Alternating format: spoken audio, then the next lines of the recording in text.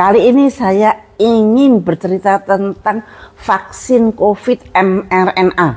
Dulu kalau saya ngomong tentang vaksin COVID, di take down, dihapus. Siapa itu yang menghapus? Karena waktu itu dunia masih dikuasai oleh suatu kekuatan tertentu yang semua orang harus percaya. Semua orang harus tersihir olehnya.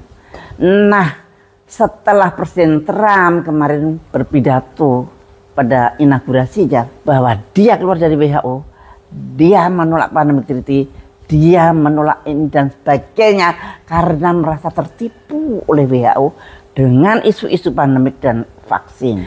Di Amerika, data-data tentang akibat vaksin mRNA, waduh itu sudah banyak sekali, terutama yang meninggal mendadak pada usia muda. Ada yang kardiomiopati, ada yang perikarditis, ada yang stroke, dan yang jelas ada pengendala darah.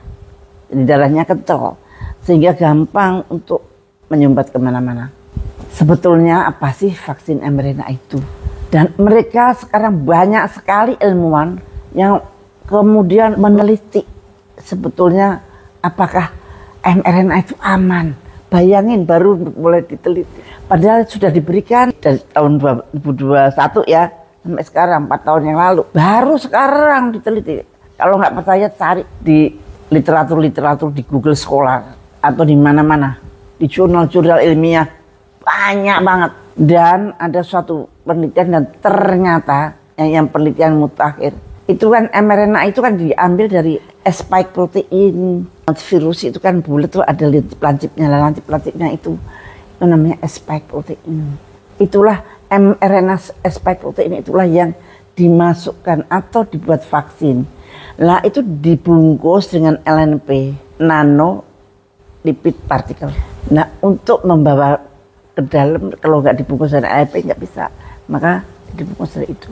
Janjinya spike protein yang dimasukkan ke dalam darah dalam tubuh kita itu hanya kira-kira seminggu 2 minggu hilang. Tapi ternyata pada penelitian dari tikus sampai penelitian pada manusia, penelitian pada tikus itu ternyata mRNA itu terus ada dan menjalar ke sebuah organ. Padahal itu patogen untuk tubuh kita. Dan pada penelitian dari Yale University yang terakhir membuktikan bahwa sampai 700 hari itu 2 tahun masih ditemukan spike protein. Maka kesimpulannya mereka vaksin mRNA itu bila disuntikkan di dalam tubuh kita maka akan terintegrasi dengan DNA. Kemudian kita mencetak sendiri, kita mencetak terus sendiri